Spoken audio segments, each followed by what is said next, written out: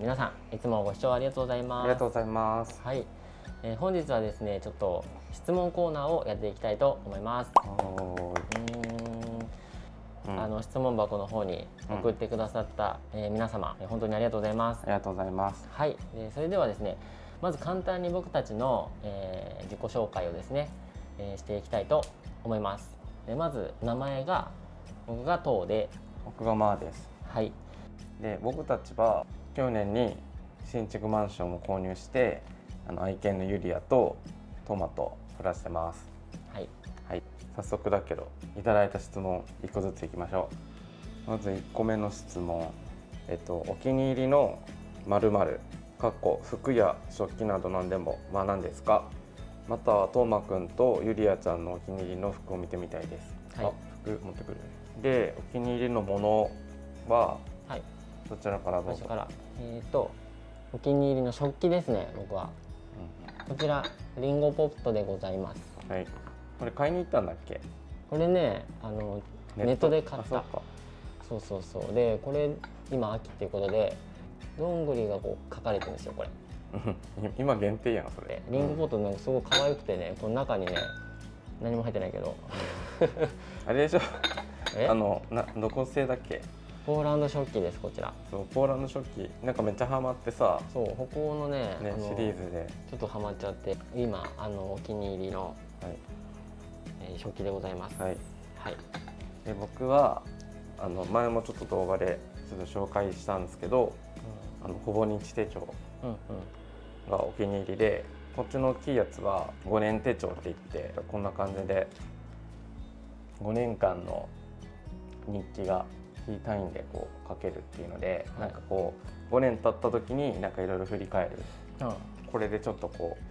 う5年後を楽しみにしながらちょっと日記を書いてるっていう。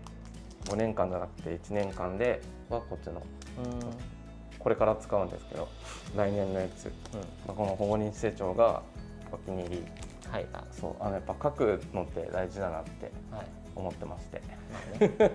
ということで、はい、こちらが我々今のお気に入りの〇〇でございます。はい、お気に入りの服、ユリアの服、お気に入りはこれ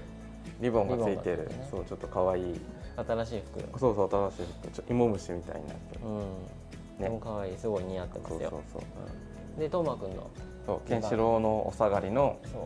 こちらフードがあるやつ、ボーダーちょっとレトロっぽい感じね、可愛いです。ちょうどサイズも良くてね、今はい、こちらがお気に入りの服になっております。次がトウさんは YouTube、マーさんは X を始めたきっかけは？ YouTube を始めたきっかけって、そもそもなんか思い出作りというので始まり、なんかここを契約し始めたぐらいから始めた感じだね。その時ユリアとケンシロウと一緒に住んでたのもあって、ケンちゃんとの思い出とか、そういうので始めたのがきっかけです。はい、で X もこの YouTube を始め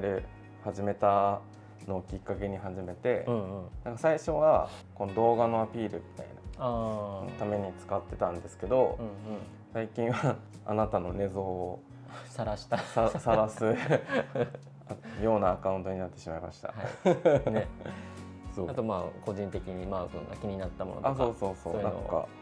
そうなんあげてる。でもあれなんだよ、X はなんか当の寝相を上げるとフォロワーが増えて、僕が思ったこととかをつぶやくとフォロワーが減るっていう傾向があります。変な寝相。変な寝相だからじゃないの。なんかめっちゃインプレッションされてんじゃない？そうか。そうね。そういうのでちょっとね、始めたきっかけとなります。で次が歩いてて犬を見かけるとつい目がついてしまいます。うちのワンコはダックスフンドなので特にダックスフンドに目がいってしまいます。お二人は特にマーさんはミニピンがお好きなのですね。ミニピンのどこがお好きですか？っていうところなんですけど、ミニピンだけがっていうか感じではないんですけど、もともとケンシロウとユリアをいただく時に、なんか初めてミニピンを知ってまず、そうそうで、2人に愛着ができたから2匹に愛着ができたからっていうのもあってミニピン好きになったっていうとこがあるんで、基本的にはなんか、どのワンコも好き、全般的に犬も猫も好きなんですけど、そうね、だからユリアとケンシロウのおかげ、そうね、でトーマくんとも出会えたって感じです。はい、はい、自分もユリアとケンシロウと出会って初めてミニピンっていう存在に気づき、なんか本来さこのミニピンってシュッとして細いイメージなんだけど、なんかユリアとケンシロウ見てなんかねぽっちゃりしてちょっと可愛らしいなっていう。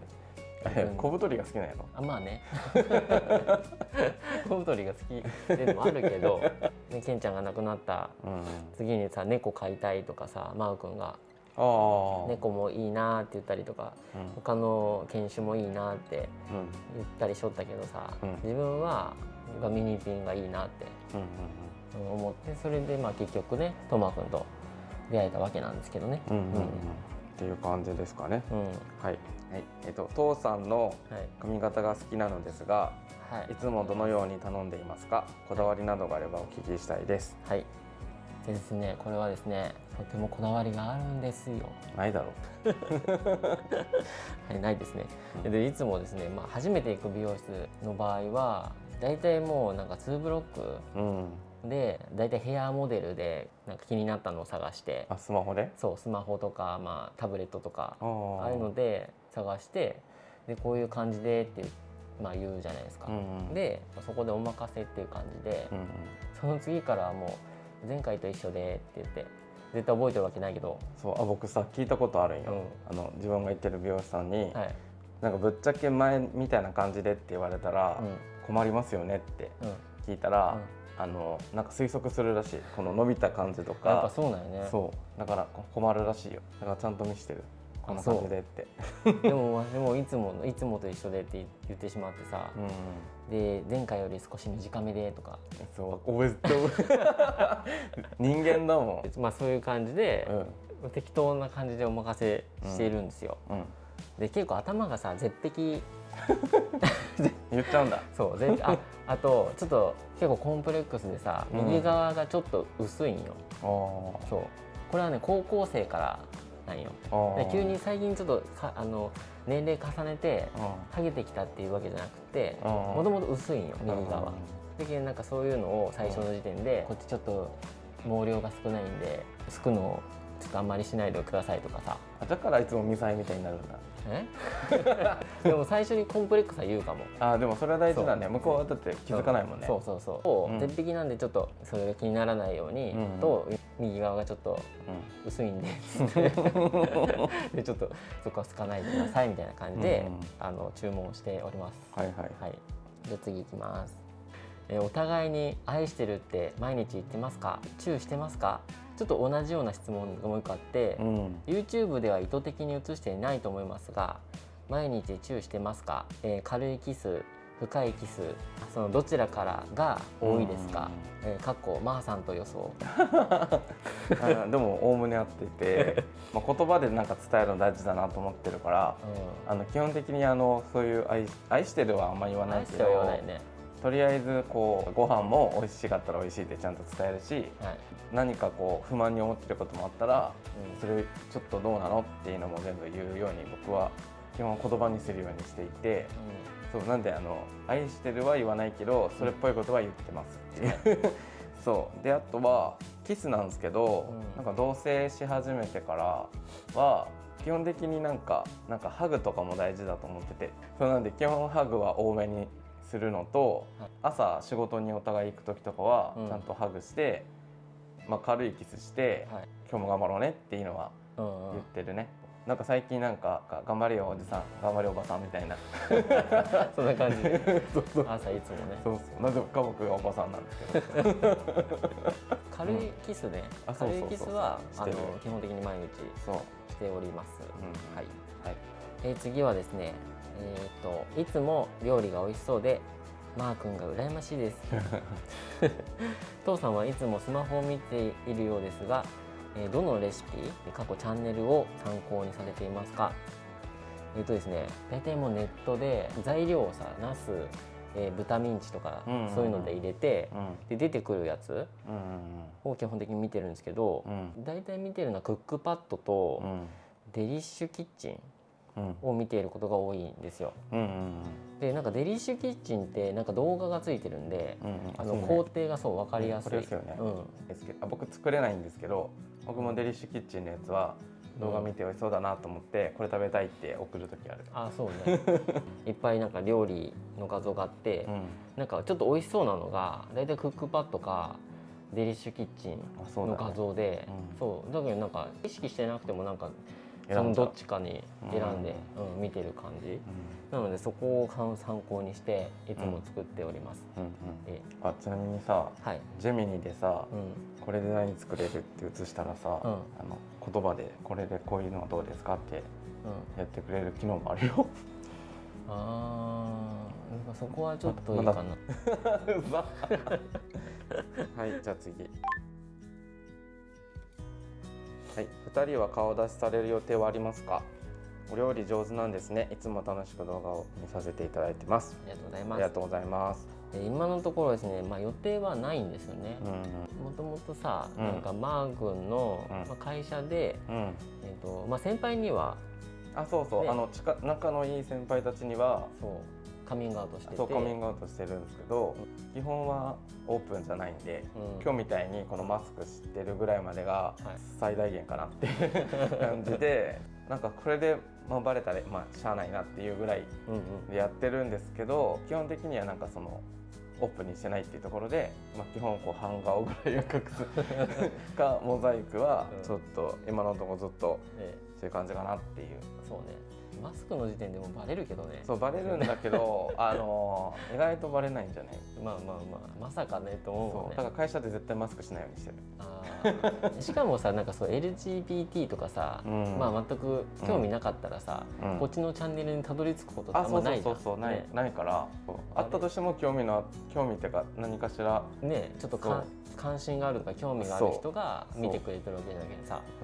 そうだから怖いのがなんかルームツアーとかそういうのはなんかいろんな人に見てもらえる反面バレる可能性が高いなって。そうね、確かに。どちらかっていうとオダチの顔じゃなくて2人の関係性とか暮らしみたいな発信だから、なんか顔にフォーカスされなくても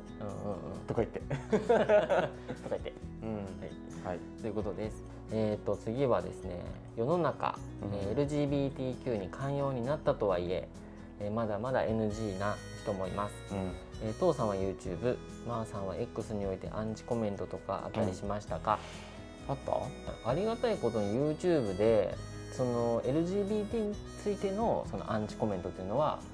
ないんですよ。ないね、確かに。なんか TikTok はTikTok もね、カミングアウトの動画、お母さんカミングアウトした時の動画が、今73万回ぐらいいって、あれだけめっちゃコメントついたよね。そう伸びてすごいコメントがついて、でもその中はね、いい内容が多かった。自分の子供がそうだったら同じように受け入れてあげたいとかっていうやつ多かったね。そう母さんがさ、その自分がカミングアウトした時に「流行りのやつ?」みたいな「流行っとるやつ?」みたいな感じで自然だったよね。そうなんかそんな感じで返せるお母さんってみたいな。そうね。なんかそういう風になりたいみたいなっていうコメントが結構多くて、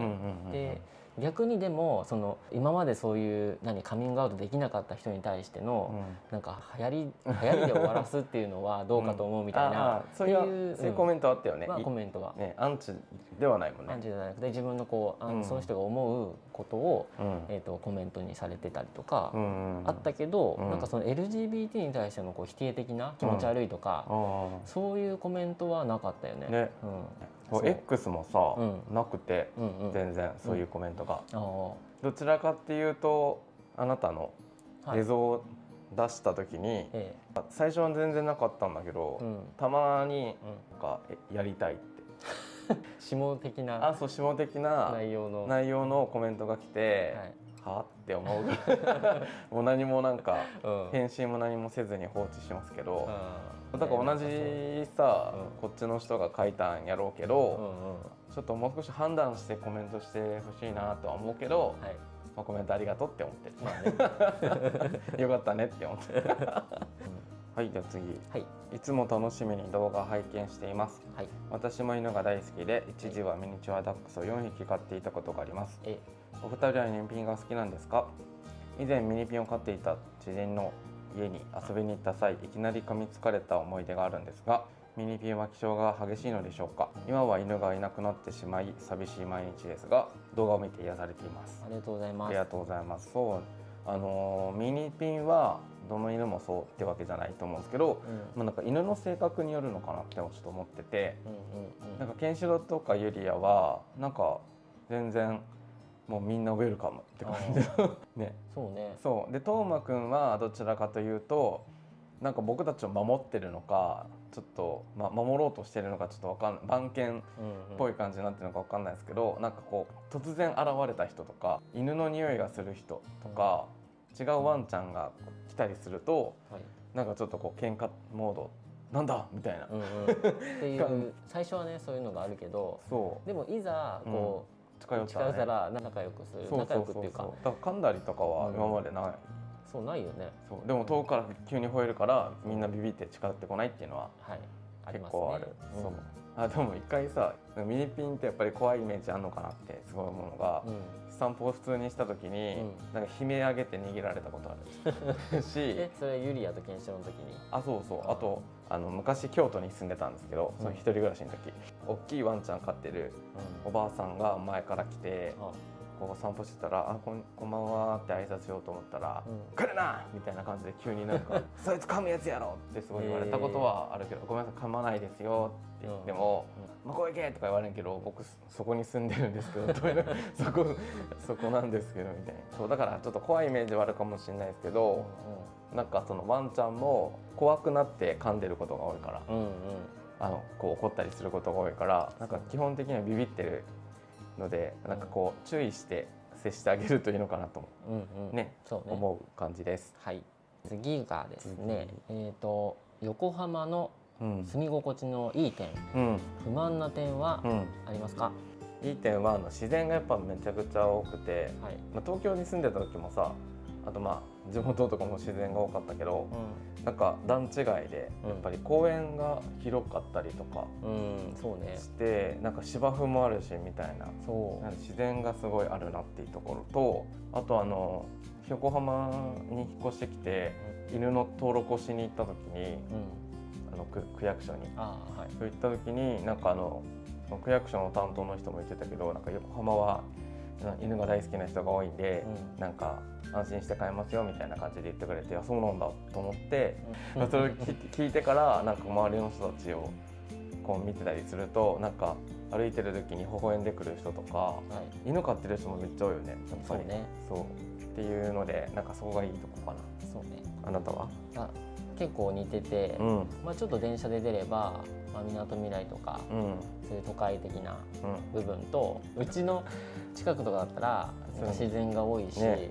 バランスがいいなと思って。確かに、ワンちゃんが住みやすいというか、そうね、それはすごいあるなって、すごい良かったと思いますね。そうね、不満なところは、僕はちょっと僕たちが住んでるのが国道沿いっていうのもあって、なんかこんな時間にっていう時間にバイクが暴走してる自分はなんかちょっとやんちゃな人が多いなってなんか公園とか行ったら中学生か高校生ぐらいの子たちがちょっと夜遅くまでギャーギャーちょっと騒いでたりとか、ちょっとやんちゃな人が多いなっていうイメージがあって確かに気にはなるよね。ちょっと気になったな。ゴミ蹴ったりゴミ飛ばしたりとかしてたからね。そうなんよね。そこがちょっとね。でもこれは全国的に言えるからね。ただ住んでるところがね、その大きい公園に近いからそういうのを目にすることが多くて、なんかちょっと気になったぐらいなんでそうね。はい、次、マンションの住み心地、いい点不満な点は？僕は心地いいところで言うと、賃貸のマンションよりも広くなったんで、単純になんか前って 1LDK で同棲してたんですけど、今 3LDK で、例えばちょっと小競り合いした時にちょっと一人になりたいなって思った時に、なんかそれぞれの部屋もあるし、一人になれるスペースがあるし、あと広くなったことで心がなんか余裕というか、ができたなっていうのが一番大きい。そうね。ね、そう自分もなんかその書道をするんで一人で集中したい時とか部屋にこもってできるし、だからそういう意味で、部屋ができたっていうのはすごい大きかったなっていうのと、あと管理組合の理事長さんがなんか結構いろいろやってくださったりとか、でしっかりされてる方だったんで、なんか基本が出来上がってる状態になったんで、その改善点とかすごいね、考えてくださったりとか、してたんで、それは良かったなと思いますね。確かに、結構真面目に考えてたね。そうあと不満なところで言ったら、僕は、心地いいってことが反面、在宅で仕事しようとした時になんか心地よすぎて、仕事に集中できない時があとは不満で言うと、僕タバコの匂いめっちゃ苦手なんですけど、たまたまよね、エレベーターの目の前に住んでる方のお家が、パチンコ屋ぐらいタバコ臭くて閉まってたら匂わないんですけど、なんかたまたま多分数分前ぐらいにその人がなんかお家に入ったり出入りされた後だなって時に、もうちょっとエレベーター周りが、あれタバコ臭いなみたいな感じになるのがちょっと気になるかな。すごい結構強烈なんですよ。うちの、マンションがバルコニーでタバコ吸っちゃいけないから、そういうルールを守ってお家で中で吸われてるんだと思うんですけど、でもあんな匂いになる、あそこまでなるっていうぐらいの、それがあれなんですよ。もう住み始めて 2,3 ヶ月でなってたよね。そうかなりのヘビースモーカーだと思います。5人ぐらいいるのかな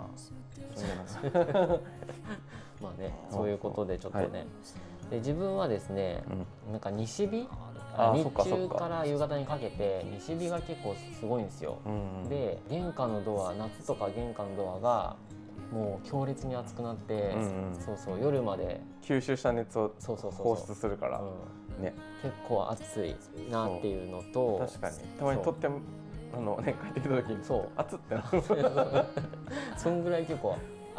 夏はね、なるよね。そうで、あとやっぱり24時間ゴミが捨てられないっていうの。そうでもね、それはね管理組合にも話し合ってて、出せるようになる可能性がある。そうだけどさ、それもいい点。管理組合でね。そうね。だから今はでもまだ出せないから、出せないっていう設定なんで、設定ルールなんで。そうで、あとね、やっぱね、自動ドアの開きが遅い。それはあなたがせっかちない。でもあれ遅いよ。いや、あれはちゃんと事故にならないために、でもおじいさんおばあさんになった時に、あれは遅くていいなって思うかもしれない。そうなん。あとなんていうの、耐久、開け閉めした時に、あれが早すぎると多分早く劣化するんよ。故障の原因になるってこと？そうですか。はい。なのでそこはもう我慢していただいて。じゃあ我慢しますわ。はい、お願いします。じゃあ次はですね、今までの人生の中で最もハッピーなエピソードはありますか？難しいよな。そうね。なんか脳みそがさ、の作り上さ、なんか嫌なこと残りやすいじゃん。危険を回避するために。なんで直近でさっき話したばっかだけど、マンションを買ったことがハッピーだった。ハッピー。そうそれはハッピーね。あなたは？わし？私はですね、マー君とエリアと、なんでちょっとかっこ笑いみたいなマー君と、ゆりけんとトーマ君に出会えたことですね。なんか用意されてたみたいななんか台本みたいな。いやでもそれはね、最も一番大事ですよ。でそれがあっての、今家を変えてね、一緒に住んでるってこともあるんで、まずそこからのスタートなんで。確かに。でそれもハッピーなんですけども、あと自分はですね、マー君と出会う前に書道を真剣にやってたんですよ。でその時に真剣ってこと書道を真剣にやってて、その時のまあ先生と一緒になんかヨーロッパで展覧会やったんですよね。そうでハンガリーとオーストリアで、展覧会2回やって、で海外に初めて行ったよね。そうで絶対自分なんで海外行くわけないと思ってたんよ。そうなんだ。そう旅行でも行ってみたいけど、まあでもそこまで行くとかイメージしてなかったけど、そういう機会をいただいて行ったら、やっぱ世界観が変わったね。変わるよ。そう狭いもう日本だけにいたら。そうだけどなんかすごいいい経験になったなって、人生において、まあ、ハッピーであり大きな出来事だったなっていうのが。確かにこんな海外にさ行くのって大変だもんね。そう友達と行くって言ってもね、なかなかなんかそこまでの友達いるのかって友達少ないんでそうでもそれは分かる。あとなんかやっぱ海外に行ったことある人とない人でさ、価値観が結構こんな人もいるよねがさもっと広がるじゃん。いろんな人がいるから、仕方ないよねって思うことも出てきたりとかさ、なんかこう優しくなれる気がする、ね。海外のさ飲食店とかめっちゃ待たされるじゃん、なんか出てくるまでに2、30分待たされたりしとってさ、これ日本じゃ絶対ありえんよなっていうのが、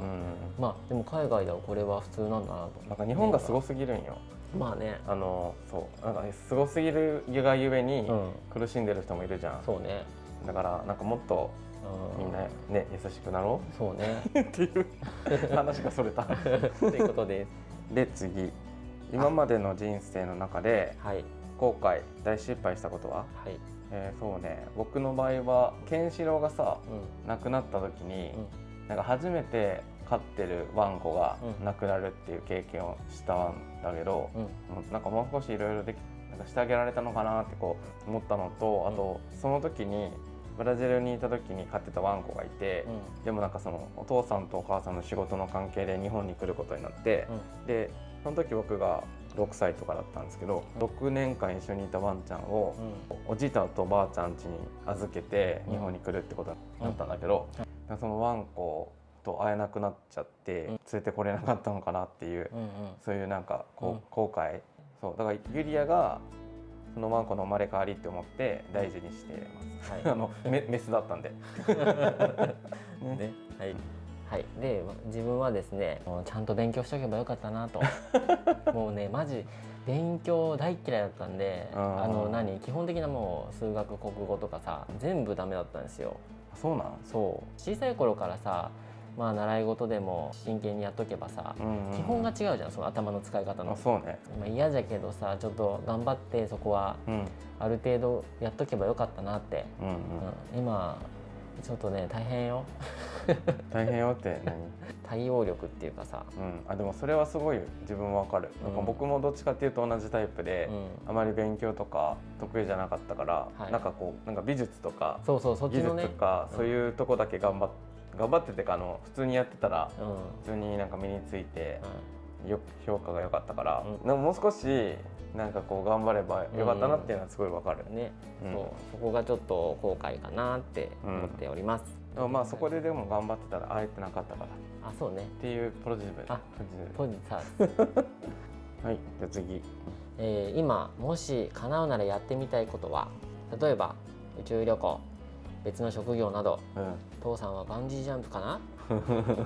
バンジージャンプは絶対に嫌です。そうね、僕は、働かなくてもいい生活に憧れる。なんかさ、すごい仕事してて、なんかすごいしがらみができるじゃん。ずっと追われてる感じが、だから一回なんか抜け出したいなって思う時がたまにあって、そうだからなんかその宝くじが当たるとかそういうのじゃなくて、なんかの物件とかのマンションとかの土地とかが、なんかこうできて、なんか何もしなくても暮らしていけると。そうしていて、なんか一日ぼーっとしても終わるような暮らしにたまに憧れる。いいね。基本的に働きたくないタイプ。じゃあそうなんかでも働いてることでなんかこう結構満足感感じてるところもあるんだろうなって思いつつも、そうね。なんかちょっと1週間に2回しか休みないの辛くないって。そう辛いよね。やっぱ週4ぐらい休みじゃないとね。そういうこと言い出したらちょっと怒られそうだ。そうね。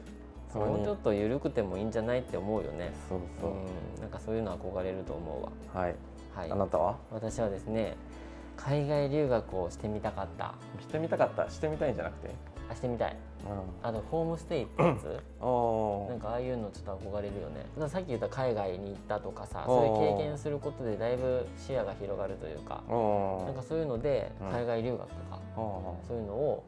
ちょっと経験してみたかったなっていうのがあるね。です。次行きましょう。今断捨離真っ最中ですが、必要なものの整理の仕方をマーさんに伝授してほしいですと。断捨離中ってことだよね。そうね、なんか物の種類によって、整理の方法はちょっと変わるんですけど、基本的にはなんか僕も結構物が多くなるっていうところで言うと文房具が大好きなんで、文房具をめっちゃ買っちゃうんですよ。でもなんかそれをどうやってしたら増えないかなって思った時に、なんかこうもうあらかじめ家に置いとく量を決めるっていうのをやるんですけど、なんかこう口だけで言うとやっぱできないから、うちはバンカーズボックスっていうかこう箱、収納用の箱があって、その箱いっぱいになったらいらないものを処分するか誰かにあげるっていうの。それでたまに、うちの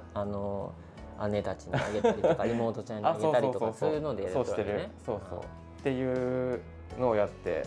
ます。なんかその限度を作るといいよっていうので、そうだからそこら辺のボックスとかも全部そうで、基本的にはそこを超えたらもう物を捨てるっていうのをやってます。あとはもう一番はもう捨てる勇気、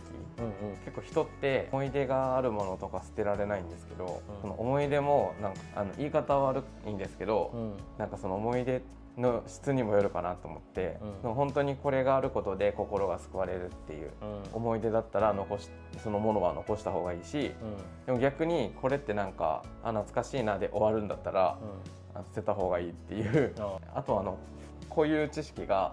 整理収納アドバイザーの資格取ると分かってくるようになるんで、物が捨てれるようになる。なるほどね。なのでおすすめです。じゃあ次。洗濯物は乾燥機のみですか？動画でカーテン越しでも洗濯物見たことがないようで、以前ゆりやちゃんのエプロンを外に干したらマーさんが反対されてましたよね。そう喧嘩になったやつはね。そうあんたがめっちゃなんか必要以上に怒るからよ。なんか僕微妙な潔癖があって、お互いさあるじゃん、潔癖っぽいとこが。でもなんか種類が違うよね。僕はなんか外気が嫌なのよ。外気の特にこう車の煙とかがっていう、なんか何が入ってるか分かんないじゃん。基本的にはうちは浴室乾燥か乾燥機使うようにしてて、こういう服とかは基本全部浴室乾燥に押して、お風呂入った後ね、ちょっと浴室もカビとか生えてほしくないんで、いつも乾燥するんで、その乾燥させる時に服も一緒に乾燥させるっていうのをやってるっていうのと、あとなんか下着とかあとタオルとかは外に干すより乾燥機でやった方がふわっとして吸収してくれるんで、に乾燥機使ってます。であと外に干すとさ、ちょっとうちのお隣さんがそうなんだけどさ、柔軟剤の匂いがきついんよ。だからそれがつくのも嫌です。はい、次ですね。晩酌は全くしないのですか？つまらない質問ですいません。そんなことありません。ですね、晩酌はしないよね。基本的にマー君がお酒はあまり飲まないし、自分は前は普通に居酒屋行って飲んでたりとかはしてましたけど、でも家で飲むってことはないんよね。でこの前の動画でマー君の誕生日で行ったお店で久しぶりにレモンサワーか久しぶりに飲んだ。そう僕も会社の飲み会がないとお酒飲まない。なんか飲もうってないよね。なんか20代で消えたかも。一緒に住むと合わせるようになってくるし、別に飲まなくてもやっていけるっていうかね。そうだけどなくなったよね。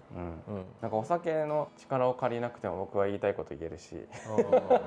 ていうのもあるかも。で次はアラフォーになって持ち家を手に入れ悠々自適な生活をされているお二人ですが、将来の不安とかありますか？あればそれに対して努力していることなど聞かせてください。ネガティブな質問でごめんなさい。これはね、先どうぞ。ですね、やっぱりこう同性婚が早くできたらいいなって思う。そこで不安はあったりしますね。僕も同じ、そうでやっぱそのマンションの所有に関しては、そのマー君が、所有権持ってるんで、自分はもうただの他人っていうね、位置になるわけで、なんかそういうところで社会的に早く認めてほしいというか、それをすごい願っているというか。そうね、確かに。あと保険だよね。そうなんか生々しいけどさ、自分がもしも亡くなった時とかに、費用がかかるじゃん。葬儀の費用だったりとか。ちなみにさ、その亡くなった時ってさ、葬儀ってどういうレベルのやつ？全然なんかその葬儀人呼ぶみたいな。いやそこまで知り合いおらんし、そんなにもう親族だけでやってもらいたいけど、でも亡くなった後にある程度は残したいじゃん。そのマンションのローンとかも残っとったりとかもあるし、なんかそういうので受取人を確かにマー君にしたいとかっていうのはあるから、弁護士さんにさお願いしてやるのも大変だし、結婚できたらね、それで終わるじゃん。結婚できれば一番今願っていますというところですね。そうだね。僕も同じです。はい。で次、これ最後。これ次で最後ですね。僕はゲイでも今幸せなので、次に生まれてきてもゲイでもいいかなと思います。ノンケの家族も体験してみたいですが、父さんマーさんは次に生まれた時はゲイ、ノンケまたは女性どちらがいいですか？僕はね、もし男で生まれるんだったら、ゲイがいいかなと思ってて、なんか僕たちの生まれた時代ってそんなにゲイとかって認識されてなかったから、最初さ、高校生とか、そのちっちゃい時になんか自分って違うのかなって思ったりとかしたけど、今この未来に生まれ変わるってなるじゃん。そしたらもう少しさ SNS とかもあるし、みんな理解も多いから、苦しまなくてもいい。もう当たり前になってそうな感じがするよね、社会的にね。でもしゲイで生まれたなら今度はちょっと男子校に行ってみたいなと思って。そっちだったらなんかさ、もう少しいろいろありそうじゃない？でもなんかその女性に生まれ変わった時に女性でも楽しそうだなっていうのは思う。そうね。なんか偏見ですけど、なんか男のストレートだけはちょっと嫌だ。ノン系ね。なんかすごい思ったんですけど、日本でなんか男に生まれた時にめっちゃ責任を求められるの多くない？男って。結婚して子供ができてあれしてこれしてっていう、なんかもういろいろ期待をめっちゃ持たれるじゃん。なんかつらって思ってそうじゃないねとこもある人もいるけど、でも日本ってめっちゃ男女でさ区別する。それがちょっときついなって思ってた。だからゲイでよかったってめっちゃ思う瞬間が多いよね。娘さんをくださいとかってやらんかんやな。挨拶行かなきゃいけないね。しきたりというかね、そういうそれはちょっとねきついよね。あなたは？自分の場合はやっぱりゲイでいいかなと思う。今ねやっと受け入れられてきてる、徐々にいい状態になってきてる段階だからそう言えるのかもしれんけどさ、昔のなんか昭和の時代だったら多分苦しかっただろうなと思ったりするけど、でもやっぱり過去に生まれることないから。そうね。だけどゲイとして辛い経験もあったけど、いじめっていうかなんかちょっと子供の時ってさ、なんかちょっと女の子と関わることが多かったりとか、好みがさやっぱり女子の方寄りっていうか、じゃけんなんか女の子とつるんだりとかしてなんかこういじめっていうかいじられたりとかさ。あるよね。あるよ。僕もさ、妹の友達とよく遊んでたからさ、なんか同学年の男たちからさ無視されたりとかってあるよね。なんかすごいいじられたりとか、お前女なんかみたいな感じでさ言ってきてとか、なんかそういうのでやっぱりしんどかったっていう時はあったけど、でも結果的に今なんかこうやって一緒にいられるし、よかったなと思うからゲイでいいですかな。ね、ですかな。あと女性だったらちょっとアイドルやりたいかな。絶対さ、めっちゃ芸能人に憧れあるよね。なんかちょっとさ、一回ああいうステージ立ってみたくない？いや僕はさ、ちょっと緊張しいだから。緊張するよ。だってでも僕昔さクラスでさ対抗でなんかあったじゃん。合唱コンクールみたいな。あの時でもう足が震えて一人だけこう動いてたんじゃないかっていうしたから。わかるよ。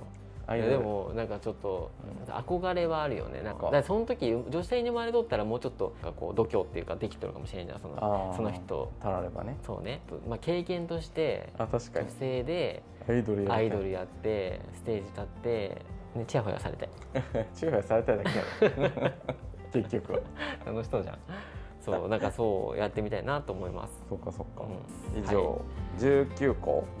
個今回いただいて、ありがとうございます。そうですね、ちょっとボリューミーになったね。皆さんからありがたいことの質問をいただけて、